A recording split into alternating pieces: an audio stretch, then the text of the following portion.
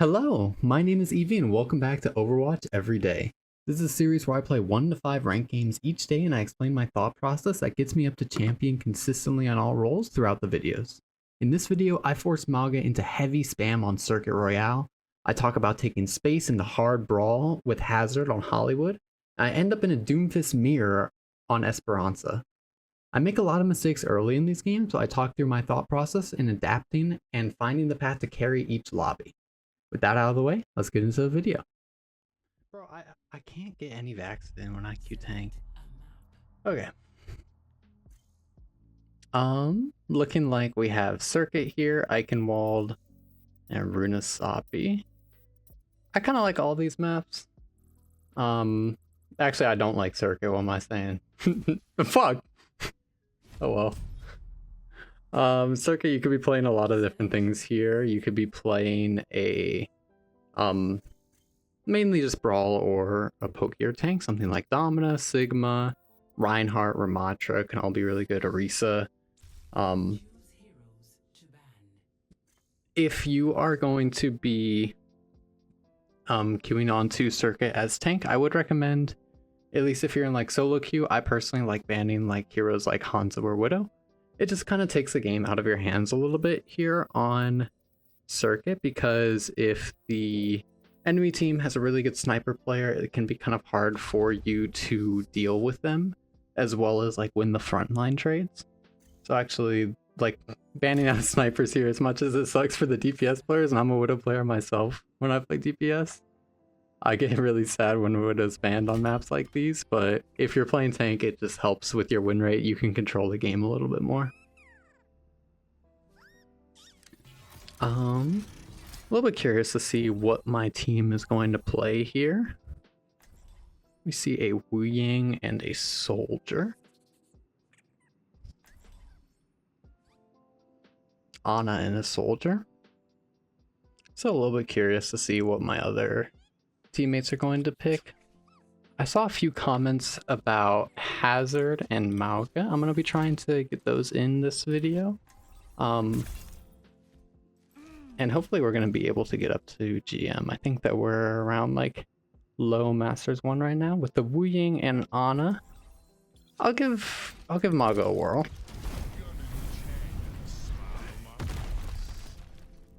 So Mauga's going to be like a super like extremely brawl heavy tank. It's gonna have like some of the best like raw HP trades in the game. The main things that can really mess up Mauga is going to be like shields. Shields are going to be pretty rough for Mauga, as well as things like anti-nade or sleep dart. Any sort of like big stun can kind of fuck up Mauga as well. Since their Domina uses shield, I don't really want to be taking that poke trade. We're not going to win that, and I don't exactly want to step onto it either. So as soon as they get around this corner within our team's range, I want to be looking for a pin. They're going to be looking for shield behind me, so I just need to be mindful of that. We hit a really nice nade onto their Domina, and we force out shield early, and now that means that we are just going to be able to chill. If they try to walk up at all, then we can be looking for our pin. Because they don't have their shield, they're not actually going to be able to like stop us from actually just like brawling onto them. And like I mentioned earlier, Mauga has really strong HP trades. I don't want to commit by slamming there, just because we're in the LOS with a bunch of people and they have shield up, so it can be really rough to actually like win that duel, even if we get the slam, especially carrying their Ana in the back of the map, because they have their anti-nade ready. It can be really scary for us to actually like fight. So we are able to take their Domina down pretty early, which is amazing, because now we're able to just sort of clear our space, poke out the rest of their team. None of them want to walk up into us because we just have such strong brawl onto them. Main thing that we want to be just still super careful of is that anti-nade, because it just went down and they're going to be using a bunch of ultimates. I'm going to get this big slam off onto their backline, and I'm going to be actually canceling it and running away because they found kills onto my backline, and because I didn't really have the resources to stay alive. I was just going to cancel my shield. I wasn't going to fight that any longer. I wasn't going to win that trade, so I wanted to try to back up and live to re-engage a little bit later. But they were able to catch out our kite. If we were able to live for just like half a second longer, then we probably would have been able to win that fight with a recontest on the point. But all good, we'll just be going to second point. My thought process here is I really want to see their Dominus shield get used. So I'm just going to be spamming her quite a bit. We see their Dominus shield out, and as soon as this opens up a little bit, I'm looking for my pin. We do get slept by their Ana, and I'm actually going to end up dropping. We pop our Juno Ray, so I'm going to just wrap around behind them and get the slam onto the stamina again. We force out the shield, and I end up actually overextending. I didn't realize that my team was already turning for the people inside of us. Their entire team goes 1 HP, and my Sojourn looks to try to clean it up, but won't be successful in doing so. I was playing a little bit too aggressively. If I was more conscious of what was going on in our backline, then we probably would have been able to win that fight. But the general idea of poking out their big abilities that are going to be able to stop us and then playing the game is really, really, really strong. So I step up onto the point. I want to be shooting their Domina here instead of any squishies because I have my shift up. And with Mauga shift, it's actually going to be a lifesteal ability. So the more like critical hits that you're hitting, it's going to actually help you live. It's going to heal you up. So making sure that you're shooting the biggest target that you can and you're landing as many critical hits as you can is going to actually increase your uptime. It's going to be why Mauga is so strong in those like really front to back brawl phases. Because they're able to just completely sustain themselves every time that they get onto the enemy team with their E. So as I walk up here, I'm going to be thinking a bit about my ultimate. We see their Domina going low, and I'm looking for my ult on point here.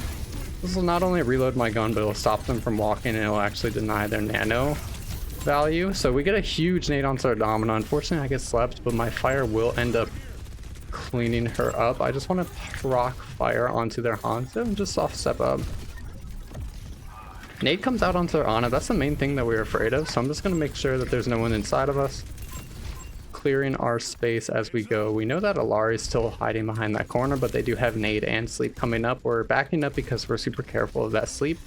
If we get slept there, there's a very high chance that we would just end up just dying and losing the fight then and there. So being super careful of that. We see their Dominus shield get used really early. I'm backing up to make sure that my supports are able to heal my soldier on their way back. Just checking to make sure that we're not C9ing. As their Domino walks up, I'm popping my E, and we're going to be backing up because we know that they're going to be in a position to nade us pretty soon. Reaper's on that left side, Alari's on the main. We're going to stabilize. We have a bunch of ultimates from our team, and so we just want to be really, really ready to actually like step on to the enemy team when our pops the ultimates. We're in a kind of rough spot. I should be able to get touch by stabling on that corner, but their Ana was going to swing up and get the sleep onto us. A really, really good play from their Ana.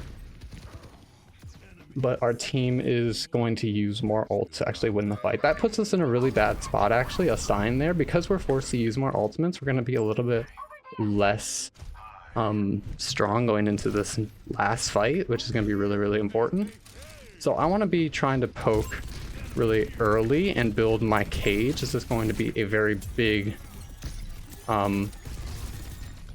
deal when it comes to us actually winning. So we pop their Dominus shield early. It's amazing that it's used back there because she's not actually able to use the shield to win this fight. Reaper goes down on the point. I'm just popping my cage to make it really difficult for their back. I can't track this guy. For their backline to actually shoot anyone. Their Hanzo's not going to be able to find any miracle picks because our cage is going to act as just a huge shield on this main area. Just making sure that there's no possible way that they can find any miracle to turn that fight around after we earned our advantage. is going to be another really good way to use an ultimate ability.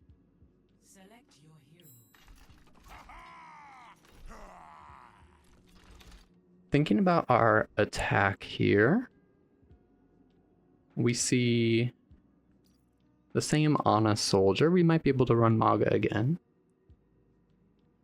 With attack, it's going to be even a little bit easier sometimes, because when you are attacking, the great thing or the advantage that you have when you're sort of like pushing into the enemy team is you get to choose the fights that you take a little bit more. So if you don't really like a fight, you don't necessarily have to force it. But sometimes when you're defending, if they're about to like cap the point or something like that, then you're going to have to like really force the fight. But when you're attacking, I can be looking to like step up, pressure them, and if I don't like what I see, then I can just back up. Or if I get out something like their dominant shield here on attack, I can back up much easier, and they're not going to get any cart space or any sort of value out of it, because I can just back up, wait it out, and then we're going to be able to re-engage when they don't have that ability. So we're going to be able to pick and choose our pushes a lot better on attack here, and it's going to make our Mauga pick a little bit easier. So they're going to be back on the Domina. I'm going to make sure that I'm not peeking their Ana as I poke out this Domina. They use their shield, but I still don't really want to step on that because they're just really far on the high ground. My Ana's chilling. I want to be ready to back up. I saw the nade from the enemy team, so I'm not too concerned about actually just chilling there and waiting till my health bar goes down so I can back up. But as my team sort of starts to struggle on this choke, I have two options. I can either try to keep pushing the cart, or I can force an engage through the high ground. I'm going to try one more fight of just kind of pressuring the cart. But with how my team is playing, I think that I am going to stage to actually go onto their backline. With their Sojourn going down, kind of at an unfortunate time, we definitely could have pressured the cart a lot easier. We bait out the Ana sleep, so we're going to be in a pretty good spot, and there's no nade, so I'm just going to get in here immediately. I'm popping my E since their Sojourn's down. It's going to be really hard for them to out-damage our self-healing using our Cardiac Overdrive. So whenever you are taking brawls, or you're just kind of like putting yourself in a really committal position, you want to make sure that you're tracking the enemy's ability to kind of like deal with you or shoot you. So because I knew that their Sojourn was dead, that's going to be one of their main sources of damage. If they had their Sojourn there, I would have absolutely died on that push, because they just would have had too much damage for me to heal even through my E. Oh, that's really bad. Okay. Because I was pushed up, I was trying to poke out their Domina shield pretty early, and I was greeting it a little bit to see if I would be able to force out any other CD. But they were able to catch our shift startup, or our charge startup, and completely cancel it, which makes it really hard for us to get out. So they're going to find a really good play there and end up winning that fight. I'm going to clear this Kiriko. I really just don't like them here because we're already up one. Or we already have a kill. I think I'll be able to get away with this. I'm not able to. We're not stepping nearly as much as I think that we should be able to. So I'm going to make sure that I'm going to be keeping a really close eye on my team's positioning when deciding my aggression. Is a habit that is really important, especially when you're playing tank and rank, and something that I've been neglecting. It's one of the main reasons why this game is as difficult as it is. But as long as I'm making sure that I'm understanding my Ana's positioning, my team's positioning, so I see their Venture go in, and knowing that my team's going to be struggling to actually do a lot of plays is going to be really important. So they pop their shield, but because I have my cage on the point, we're going to use like a bunch of ult. I need to get on that now. No. Okay, whenever you see the hit scan on the enemy team still remaining, especially a Sojourn with like full rail like that, you want to be trying to get onto them as soon as possible, because if they're able to find trades, it can be a really scary position for you. as a tank because the game can leave your hands very, very quickly. So looking at my backline there, making sure that I'm just like kind of paying attention to whatever's going on. And as soon as I start paying attention and managing my aggression around that, this game has gotten significantly easier. I see their Domina go low. Their Kiri does not have their Suzu anymore. Because they rush, I need to be backing up. I'm trying to take the quickest path out possible. I'm getting behind them and I'm trying to just kind of get onto their Domina and their Kiri. Because their Kiri is walking up, I'm actually going to be backing up yet again. I'm going to stack on my Ana, trying to clear their team out the best that I can. They will be winning this fight. Maybe I could find a trade on Domina. I force nano, that's amazing.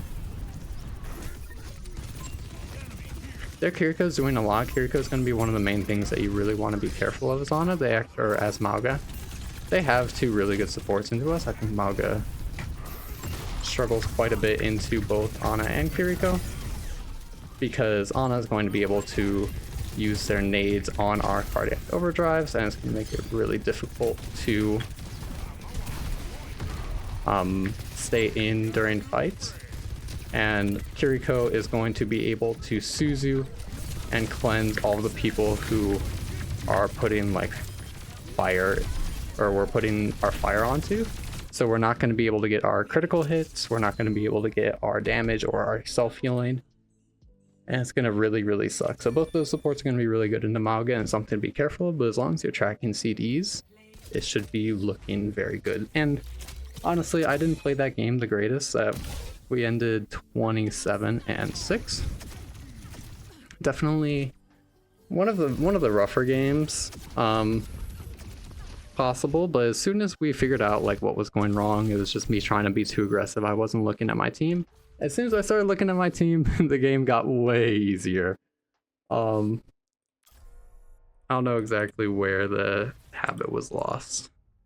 But looking like we're going to be on a pretty fast track to get up to GM. And hopefully this can be the game in which we do it.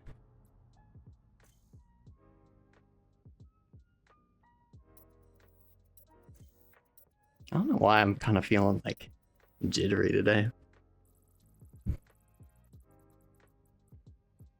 So we're going to end up on Hollywood.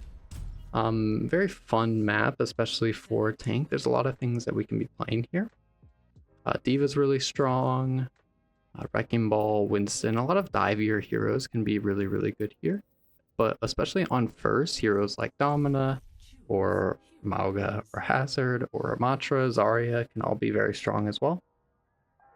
Recognizing if you have some heroes on your team that are going to be able to touch cart for you can open up a lot of brawlier options for this map. One of the main things that you really need to consider is, because the high grounds are so oppressive and because the map is so open, sometimes it can be a little bit hard to get cart presence on attack. So if you have something like a Tracer who's like actually pressuring the cart pretty consistently, you're going to be able to like go for your own plays on like the high grounds a little bit more. Looking at what my team wants to play here, looking like a Zenyatta, Ana, Genji, and Freya. Winston's going to be a really good pick here. Sigma would be pretty good. I'm going to try Hazard. Hazard's not the greatest pick here. It's going to be a pretty like sort of like brawlier hero. You might be able to chunk down the like nades that my Ana might hit, or follow up on my Genji dashes or Zenyatta discords. Having a little bit more range than most brawl tanks is going to be pretty good, but Hazard does have a little bit less range than a lot of like the dive tanks, so it's a little bit of like an awkward middle ground. But Hazard is still a very, very, very strong hero, especially due to that sort of like one-shot potential. If you get a good mouse one and slash onto people, it can be a very good hero to be on. So they're going to be on Pharah Reinhardt. Backing up, making sure that my Freya is going to be able to get the heals that they need. So I'm going to be taking this high ground here. I really don't want to be ran down by their Bastion. And as we see their form out and their Juno ring out, that's going to be 2 of their massive power spikes. In which now that those are over, I can be looking for some sort of play. I want to be really careful of this Reinhardt pinning back at me. So I'm actually just going to walk at this Reinhardt as they're inside my Zen LOS. It's going to be pretty strong to just spam them out. Their Bastion has their form ready again. So again, I just want to be really, really careful. I'm going to be poking down this Reinhardt and I hear their Bastion form. And because their BAP jumps in a pretty... No, I ran out of ammo. Oh well. Because their BAP jumps in a pretty straight line, it's a very high chance I'd be able to find a lot of good damage onto it. If I see that BAP peek again, I might try to slash over and wall them in the room like I tried to do for the Bastion. But as their Pharah and their Juno peek here, I just want to make sure that I'm not actually full. Since I woke up the Reinhardt, I want to make sure that I'm actually like carrying my team and committing onto it, since if the Reinhardt's sort of staying in our backline that whole time, it's going to be really hard for us to actually turn that fight around. They use their Bastion ult and our Zenyatta pops their Trank on the point. I'm going to use this to grab some healing. And we find some great spikes onto their back line, and I just want to be trying to live the best that I can. I might go down, but we trade out a lot of people. I am able to live as well, which is, I think, the ideal scenario. With their comp, as soon as their power spikes are out, like their Bastion form, then I want to be trying to get onto their backline as much as possible. But if I'm not able to do that, or I don't see a clear path to do that, I just want to make sure that my team is as alive and well as they can be.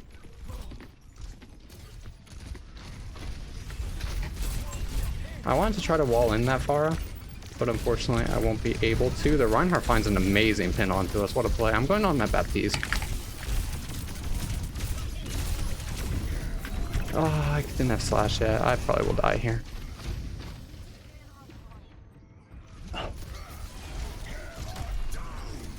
Really good play from the Reinhardt. I knew that they had shatter, but I figured that I'd be able to dash up onto our high ground to get away from it. But if I was a little bit better, then I would have recognized that I wouldn't have it in time, and I should be ready to try to block it with my wall instead. But all good. We'll be going to second point. This is going to be a little bit better for our team comp anyways.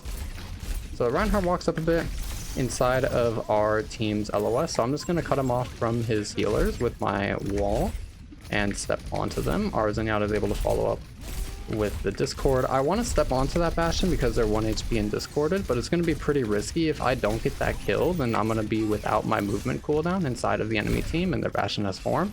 So it'd be very, very high chance that I die there. I decided that it was not worth the risk to go for that. I'm trying to put my wall onto their Bastion to make their form as difficult as possible as soon as I hear it pop. And since my Genji goes in, I'm just trying to follow up the best that I can. When you're playing a tank and one of your DPS is getting like super aggressive, or anyone's getting like super aggressive, and this goes for kind of all roles who have like some sort of like frag ability, when one person's taking a bunch of aggression, that means that you generally can be as well if you're ready to go, because you're gonna give the enemy team a choice of, do you want to look at them or do you want to look at me? And if you're both mechanically skilled at your heroes, there's going to be a very high chance of finding kills on that hit. So I'm going to step onto this low ground. I don't really want to be shot at by their team though, so I'm just going to wall, poke out their Reinhardt, let my team shoot their guns. I don't necessarily need to do anything fancy here, so I'm just going to sit there, make sure that they don't have any card presence that they want, and then clean up after we get the advantage. With my Zenyatta especially, since they don't have any flankers to actually get onto my backline, if I'm able to stop them from going where they want to go, if I'm able to keep slashing them off of this high ground, or holding the cart to make it so that they can't push it for free, we're going to be in a really strong spot. So they're looking to try to take the high ground here. I'm going to try to make that guy look at me, but my Genji has the same idea, so we're going to be able to clean that kill up onto the ulting Emre. I'm just going to... This Reinhardt's pins are awesome. Charles got it on lock. But I'm just going to pop my spike. Since they use their window, it's going to be a pretty good counter to that ultimate. They're all going to... or a lot of the time, at least their Baptiste is going to want to sort of crowd around and gather around their window. So it's going to be difficult for them to react and get out of the way of the spikes. I see the Reinhardt bottom left. I know that the people on main aren't going to pose much of a threat, so I'm just going to boop this guy as soon as he walks, and I'm going to wall this Emre in. Unfortunately, I didn't have my slash again in time, but my Zenyatta has trank, so we're just going to use that basically invincibility to walk down the enemy team. We'll be cleaning up the rest of their backline. I'm poking up a little bit since I know that they don't have any supports.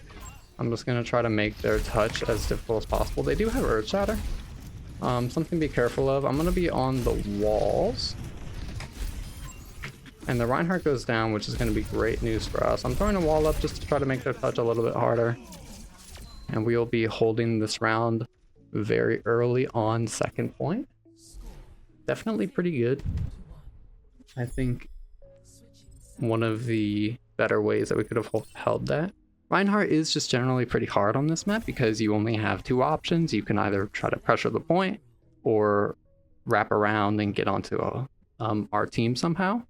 With this oppressive high ground on second, there's only going to be two ways up. You can either take like the far back elevator towards the defender side spawn, or you can take that close high ground elevator, which we were fighting for most of that point. With those only two routes up for a hero like Reinhardt, it's going to be really difficult to actually like win those fights since they can't sit on cards, since our Zenyatta is just kind of constantly spamming down on them, and they didn't really have an answer to get me off from touching the cart. And if they tried to take any of the elevators, it was very likely that they would just kind of get like booped or knocked around. So Reinhardt's going to be really hard there. But they definitely were doing what they could mechanically. They were hitting a lot of really good pins. Looking like we're going to have a Widowmaker and a Genji. I'm going to stick Hazard just to talk about him a little bit more. I'll get a little bit more into the micro. Well, I mentioned really quickly, for my crosshair, I play a lot of Hazard, and this is a crosshair that I feel really comfortable on. You can be changing it through the hero options. And in your reticle, you want to make sure that you're on default for Hazard, and I have my jagged wall placements on release instead of just actually like pressing it once. So that way I'm able to kind of hold it like a Mei wall. If I'm expecting someone to like run into a choke, I can literally just hold it. I know exactly what it's going to look like when it gets placed.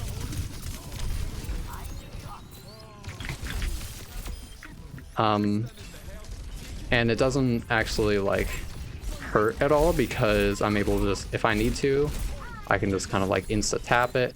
But if I want to hold this choke, then I'm able to like this, kind of like a Mei wall, and I can just wall that Reinhardt off if they didn't shield it. Because I knew exactly how it would look like, I knew where it would go, and it's a really good setting to have on for Hazard. You can have it set to a few different things. I just have it on release, so I press down E, and then when I want to throw my wall out, then I release it. But it's really nice option to have and be able to slow yourself down and play more passively on chokes. So their Reinhardt's going to be just holding main. I really don't want to fight that. Seeing how they have a bunch of damage for me, I'm just going to try to wait until my armor's healed up, and then I'm just going to be flanking. If I can't win frontline, I'm not going to fight it. And here we're going to open up the fight by getting their Sojourn 1 HP and finding the spike kill onto the Ana. I could have played that a lot better mechanically, but because the general idea was pretty fine, it opens up opportunities for our Genji to get in, our supports to get in. It breaks this choke because a lot of people have to turn for us when we start flanking. Since I can't win the front line directly, if I just go somewhere else and pull attention there, it's going to open up the front line inadvertently. So ending that game 27-1, definitely not the worst. I don't think that I was playing too well mechanically there on Hazard.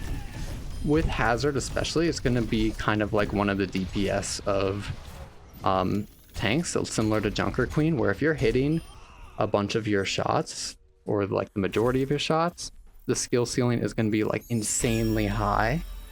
So you're going to just be able to run lobbies super consistently on Hazard if you're just hitting everything. But unfortunately there, I wasn't, so I was able to still win the game through our macro though, and it will get us all the way up to Grandmaster. Keeping our winning trend, unfortunately tank is going to be the one role that I think we have lost some games on though. Our support and our DPS are still undefeated, but this will probably be my last game for the day. I'm looking at Coliseo, Midtown, and Esperanca. Esperanca is actually a pretty fun map. I think it's definitely one of my favorites in the game. Select your hero. Looking like a Sojourn and a Lifeweaver insta-lock.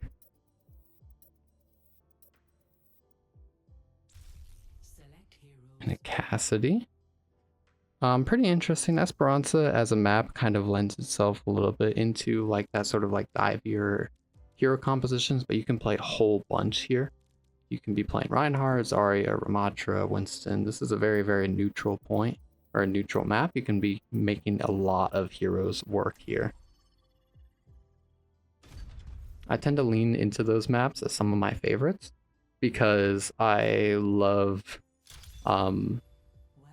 when there's not like a clear answer. It's one of the reasons why I adore queuing rank so much, and just playing Overwatch in general. I like adjusting to the sort of like RNG factors in a game, kind of like my ranked teammates or what the enemy team is playing. And for very neutral maps where a lot of different comps can be played, I find it really, really fun because there's a bunch of strategies and a lot more options open up, and identifying them can be a really, really fun time. So we're going to see Cassidy, Sojourn, Lifeweaver. We have a double hit scan comp and Alari. So we're going to be wanting to play very slow, very methodical, and pokey. Heroes like Wrecking Ball are going to be amazing. Heroes like Sigma, Ramatra, Orisa, Roadhog. Domina can be pretty good. Doomfist can be played in a very slow... Actually, I think I will play Doomfist.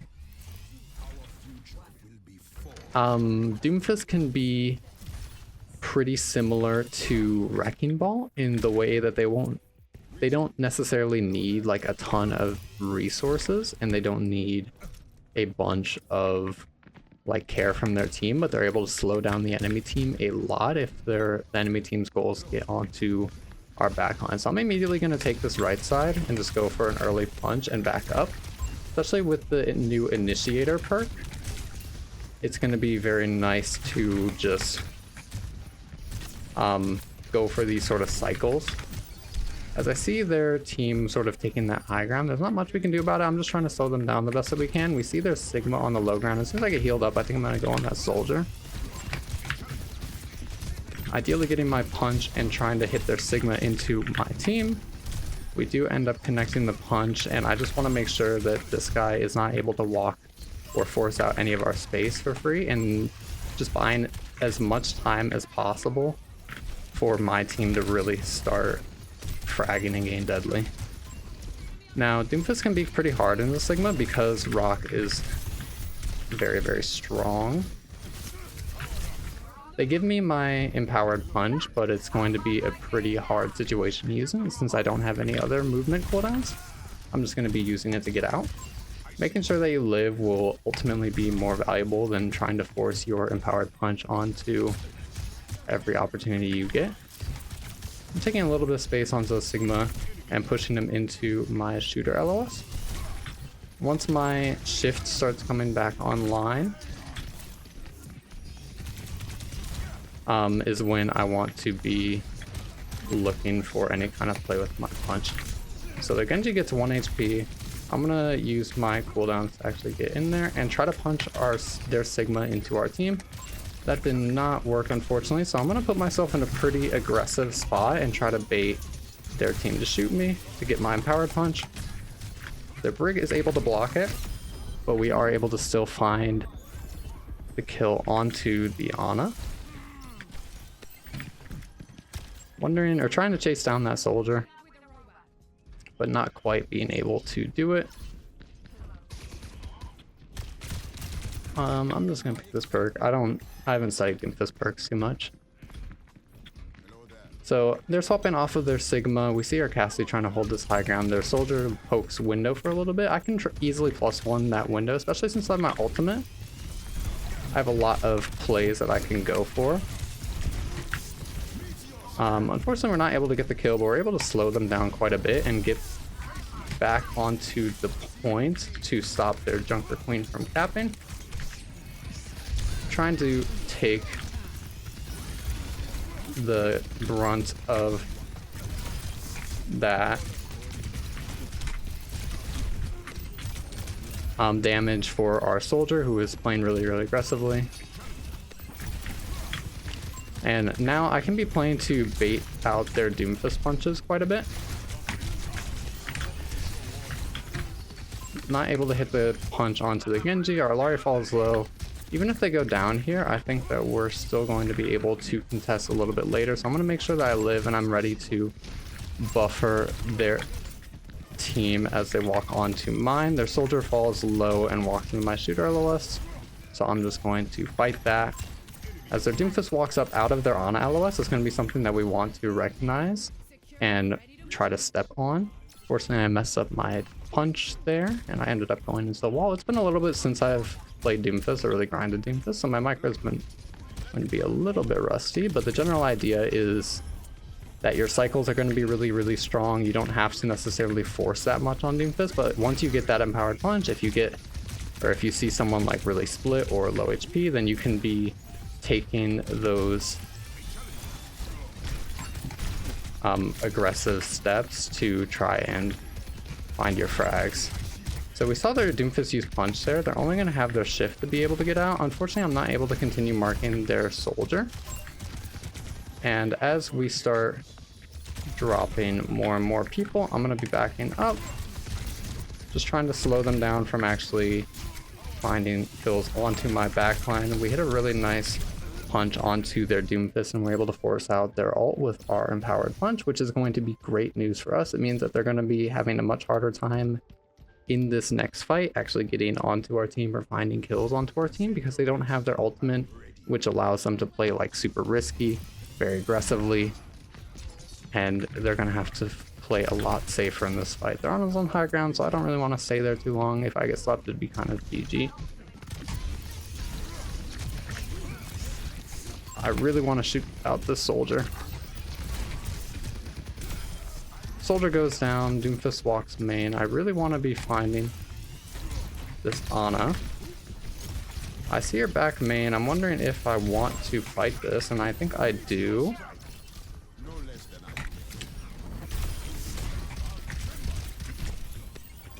I don't necessarily need to like win right here and now. I got an advantage, so I'm just going to wait for my team to actually come back, and then I'm going to step a little bit later. Now that they don't have any healing, they don't have any way to like really win this fight. Yo, this guy got the schmooze. Alright, my Sojourn got me. Doomfist ends up being pretty close. They do not have their empowered punch, so we are able to step on them pretty aggressively. I'm just going to be peeling them since they want to be getting onto our team a lot. I just want to make sure that they're not able to play the game. When we're running double hit scan and they're running the like Genji Doomfist, we want to be denying like their divers as much as we can. are the people who want to get like onto us really hard. Because if we're able to keep it more front to back, if we're able to keep them kind of like in front of us and off of us, we're gonna have a much better time actually winning the fights. But my team will be going down. All good. We can just be chilling. I think I will be looking for a few more aggressive plays onto their backline.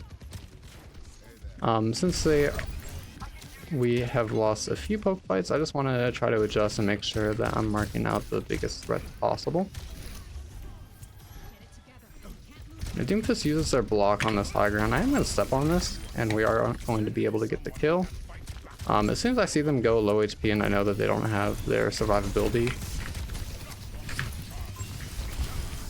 I just want to be able to step up and clean them up as the best that I can.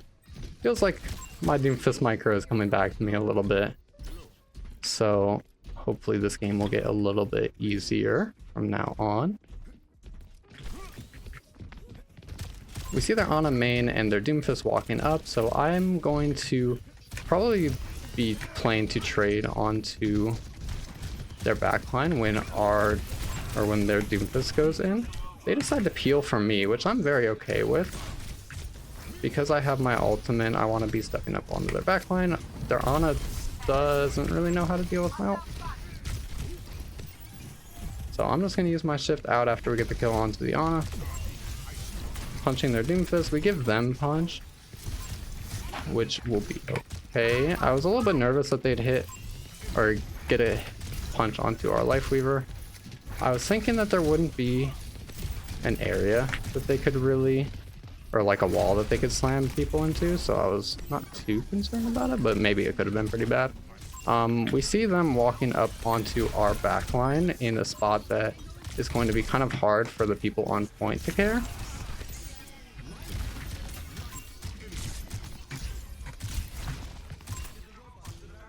Alright, this Genji kind of owns me. I just want to make sure that I'm clearing that out. I'm not exactly like super needed on frontline, especially since our Doomfist just went down and I was seeing our team getting kills in the kill feed. I just want to make sure that that thorn in our side with the Genji behind us isn't there later. So I'm just going to step onto their backline and clean them up as they're chilling inside of us, making sure like anytime that I know that there's not any huge threats onto my team is when I want to be looking for my own individual plays or pressuring out their shooters the best that I can. But until that point, I want to be marking out the sort of like dive threats the best that I can. They hit the punch onto my Alari and they walk up with Rally. It's gonna make this fight even. Kind of sucks. Now Doomfist finds more frags into our backline. I have two options. I can either die on card or I can push up. I'm going to, or I can back up. I mean, not push up. I'm going to back up just because our team has close spawns. We want to try to get 2 fights here to make sure that we win. And since our team already had close spawns, getting 2 fights is going to be very easy to do. They're on Moira now. And my Lifeweaver will go down. I see their Ana back main. I'm tempted to just step. And we are able to get the kill. I'm going to pressure the backline a little bit. I wasn't able to force their sleep out like I wanted. I saw their Ana go down, so I just wanted to transition my punch onto their Moira. But with their Cassidy inside of us, this is going to be our primary target. Oh, if I hit my shots. They're all so low, but their Cassie has flash. It's better for me to back.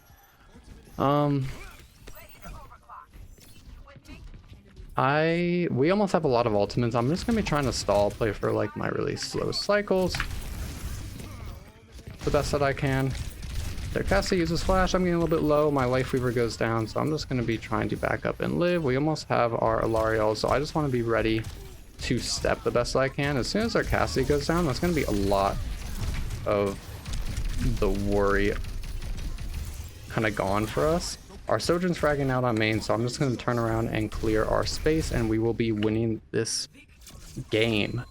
A little bit closer than I would have liked. My Doomfist definitely wasn't up to where I would like it to be, but we were still playing the general concepts fairly well. I think we made the right adaptations. As soon as like we recognized that like there's backliners and their shooters were doing quite a bit when we weren't on them, we tried to do our job. We kept their Genji off of our shooters, we kept their Doomfist off, and every opportunity that we got later, we were able to step and find frags onto their backline. So definitely not a bad session whatsoever. We ended GM5 50%, looking pretty good. We're going to be pushing up to champ fairly soon, and I'm really excited for that. I don't think I mentioned in the previous videos, but I will be continuing the series even after the account gets all the way up to champ. On all roles, I'll be continuing. I'll be still uploading every day. I want this series to be a staple on the channel. And with that said, just thank you guys so much for 1,000 subs. I honestly, I was expecting to be like double-digit views for like months.